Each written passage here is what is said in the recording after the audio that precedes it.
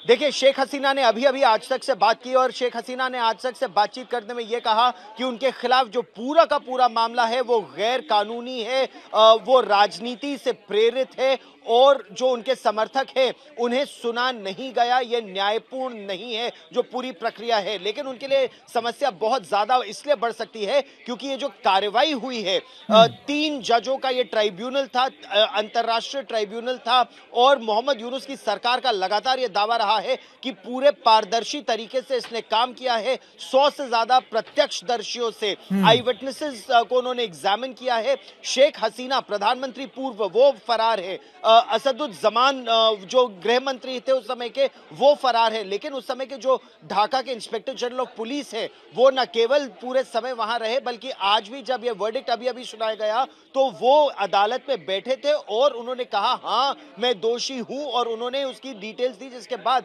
उनके खिलाफ कार्रवाई हुई है। तो ये मामला बहुत ज्यादा पेचीदा होता जा रहा है। ढाका की सड़कों पर हिंसा की भी कुछ खबरें, छिटपुट हिंसा की खबरें भी आई हैं। बिल्कुल, एक बहुत महत्वपूर्ण बात यह गौरव, क्योंकि इस पूरी प्रक्रिया में शेख हसीना का पक्ष ना तो सुना गया, ना ही उनको किसी तरीके से जोड़ा गया और ये अपने आप में दिखाता है कि एक तरीके से ये पूरा का पूरा आप कह सकते हैं जो ट्रायल था ये वन साइडेड रहा है।